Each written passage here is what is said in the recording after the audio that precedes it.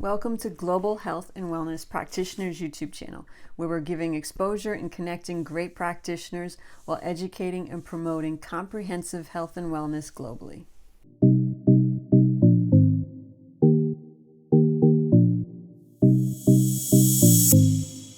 Today we're speaking to Tami Reagor on freeing our soul story. Tami is a higher self illumination healer, author, and spiritual mentor and guide. Welcome, Tami. I'm so glad you're here. I can't wait to hear what comes up in our talk today because it's going to be spontaneous. So if you would like to share your story first. Sure. My story, it seems like forever, but it hasn't been that long. I was really sick about 10 years ago. I had an undiagnosable illness. I went to every doctor you could imagine, was tested for MS and cancer and all kinds of things you don't ever want to actually have. But I knew that if I didn't have an answer, I couldn't do anything about it. So I was a bit desperate. And after about a year, I discovered that on my own, through reading some awful things on the internet, that I actually had systematic candida really, really badly. And once I figured that out, I realized I wasn't really eating healthy. I thought I was eating healthy, but they got you all confused on that. And I just started to, I knew that I wanted to help people not go through the same crap that I went through. Like doctors told me I was crazy. Doctors told me that it was all in my head, even though my left leg was actually turning purple.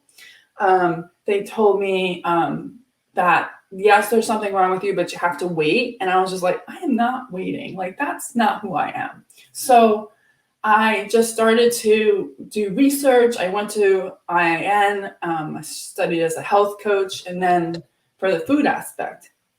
But they also started to interject some of the spiritual stuff, like Deepak Chopra was a teacher and some of those other people, although I was not ready for Deepak at that point. he's way, way out there. But it started to kindle something in me, and I just started to follow it. And then eventually I met my first teacher, I'm going to say, and she introduced me to Eden energy medicine, and she introduced me to this whole spiritual world, and my life changed. She was the one who told me that the voices in my head were actually me being psychic and that I could hear angels and spirits. I had no idea that was the case. And once I did that, obviously things started to change, because then they would guide me as to what to do versus not do. She introduced me to theta healing, which I became a theta healing practitioner it's been like 6 or 7 years. So wherever that puts you. And then within 3 months of becoming a practitioner, I went to Idaho and became a teacher. So I would also teach other people to be theta healers. And I did theta healing for 2 years, and it totally revolutionized my life. When I was a child, I was 5'8" when I was 10. Most people aren't even 5'8", okay? I didn't fit in the desks. I was taller than my teacher. I couldn't play jump rope with my friends because they couldn't, like, I was just an oddball. My mother couldn't find clothes to fit me, so she was like taking me to, I think it used to be called Fashion Bug, which was for like overweight people just to get length. And so it was definitely not fashion forward at 10. I wore high tops to cover the fact that my pants weren't long enough.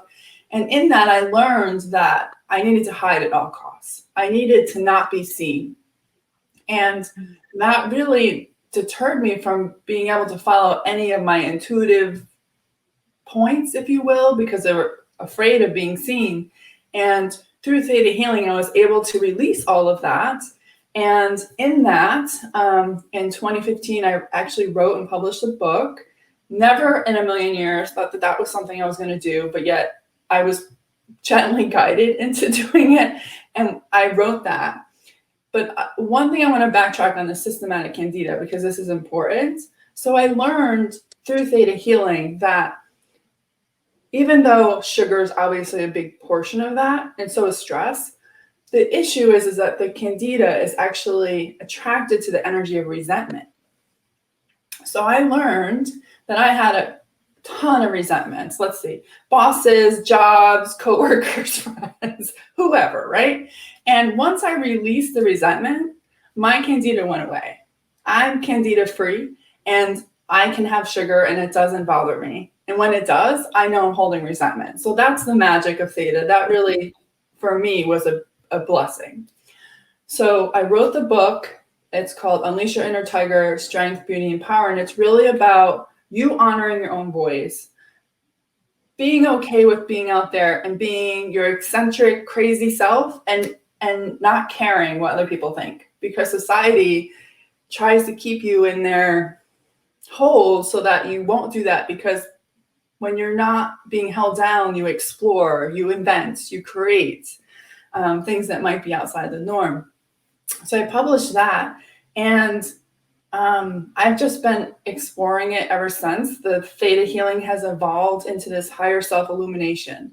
And why did that happen? So I would be in sessions and my higher self would come through, and I work with a lot of the Egyptian pantheon, and they would like, Tam, you don't have to do it this way. That's the hard way. There's an easier way to do this, and it's much faster. And I just started to play with it with clients. I had a lot of clients that were willing to be guinea pigs, love them all. And I just said, can we try this? And I started to see that if I worked with a higher self, I could figure out where the initial trauma was that created the limiting beliefs. So obviously a lot of this is in past lives.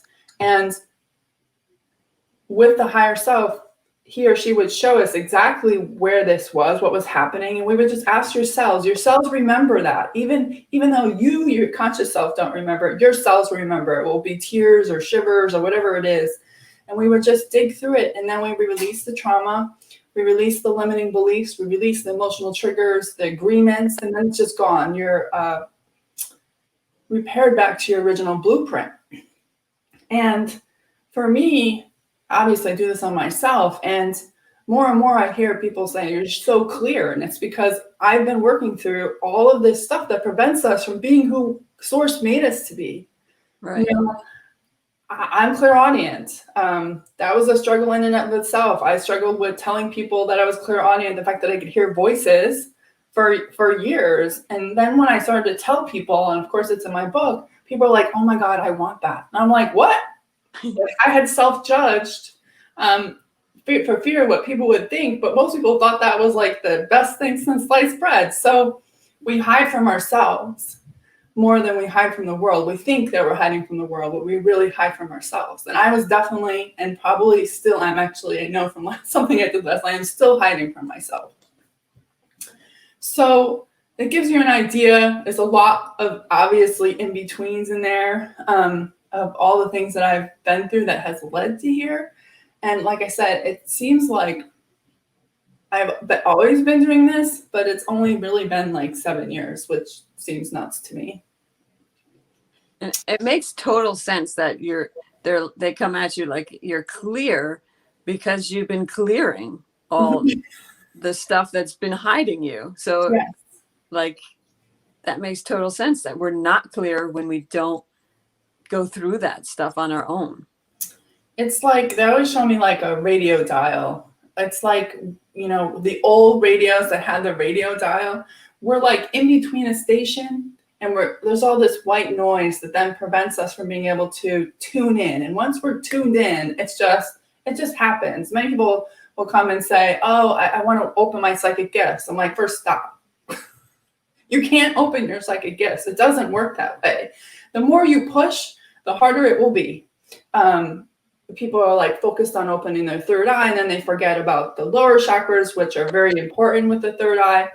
I said, you can't just force it. It won't happen. The issue is you have to work through the trauma. And many of us have had awful things happen to us in past lives around our psychic gifts and our talents. And that will prevent you from opening them. That's what prevents us from being able to access our gifts. Not because we have to activate them. They already are. It's just that they're covered with all these veils of trauma. And when you release the trauma, they just open. It's like, oh, I'm free now. And it just happens miraculously. There's no set plan. Your higher self knows how to open them with grace, because you don't want to wake up tomorrow and be able to hear voices. Like that's not a good plan. Okay.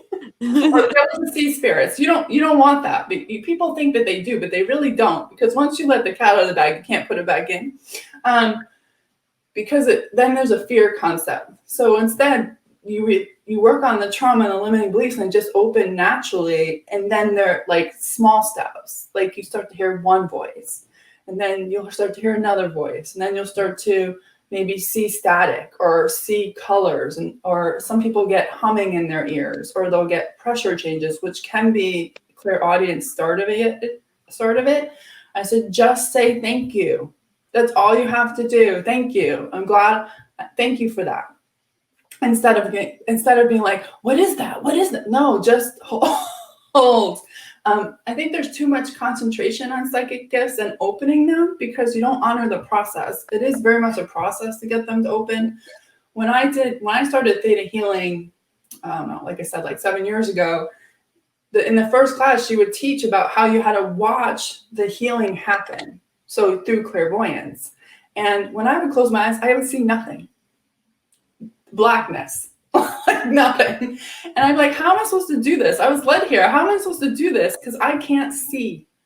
And then after the second class, there was something in the book, and I realized that I saw with my ears. So I would hear done. And then I was able to go with it. I never worked on being clairvoyant, but now when I close my eyes, I can see clear as day, faces, places. I never worked on that. All I did was work on the trauma and limiting beliefs that my higher self wanted to, and I didn't need to know why she wanted to work on that. She's like, can you get rid of this? And it's just evolved. And people are like, how can you? I'm like, it just happened. It's like we're used to studying science, and then we study science and then we get it. So it's not like you study clairvoyancy and then you get it. It doesn't happen that way. And that's why we're trained to think it happens that way. Now, there is a little bit of, especially as we move into these higher bandwidths, I really do believe that we're going to start seeing gifts that we can't imagine yet. So I do think like some media is being used to plant the ideas of new possibilities that make sense, like teleportation or telekinesis. We all kind of know what that is. But once our brain sees it, it goes, oh, you know what? I think I can do that. Because it's a subconscious thing. The programming's already there. But there has to be a conscious link somehow. And the way I'll relate this is so I broke my left hand almost 2 years ago. And I went to physical therapy, the whole thing. And the thing that helped me more to get the functioning back in my hand was driving. Because it's subconscious. You don't realize how much you use your left hand when you drive. And it just happened. It was one day when I realized, oh, I'm driving with one hand, and it was only the left hand. It just happened. But it was because there was a trigger. The programming for my hand to actually make a fist was there. It just wasn't activated. And that's what happens with psychic senses. We allow ourselves to get rid of the trauma that prevents it from opening, and then we experience these trigger moments, and it just happens. And the more you allow that to happen and let go of the result of having a certain sense work, the faster it will happen.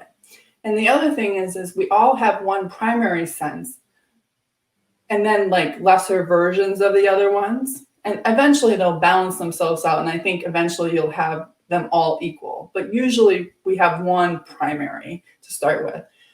Make sure the one that you're focusing on is your primary. You're not trying to get yourself to be clairaudient, where that's like the last thing that's going to come online, because you will miss the fact that clairvoyance or clairsentience or all, knowing, or what I call smell-o-vision, is coming online already, and you're missing that you're already psychic.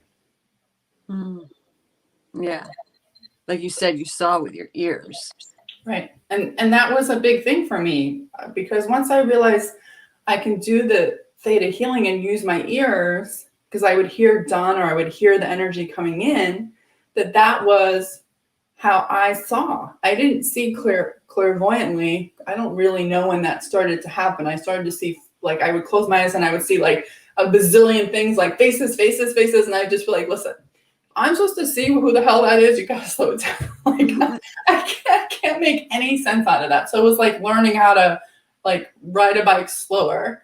But when I realized I could see with my ears, I took the pressure off of having to figure out my psychic senses. When I took the Theta Healing class and I talked about being able to see, I was so focused on trying to get myself to see.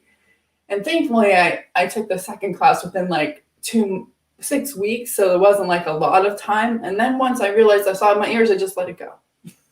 So like, I don't need to develop that. I'm fine. So, honor the gifts that are already showing themselves and work with your higher self to have them show you how you can apply it in ways that you haven't even realized you can, because you think that you need, I don't know, another psychic sense to do that. Yeah, what somebody else has. Right. And there's a lot of comparison with psychic senses. I mean, I get that with the clairaudience. People are like, oh my God, that would be so much easier if they just told me no, yes, And I'm like, but it may not start there, and you have to be okay with that. Yeah. And you can get a yes and no in many other ways. You could do muscle testing, or what they call applied kinesiology, which is one of the things that I still use. You can get a yes or no out of that without having to hear.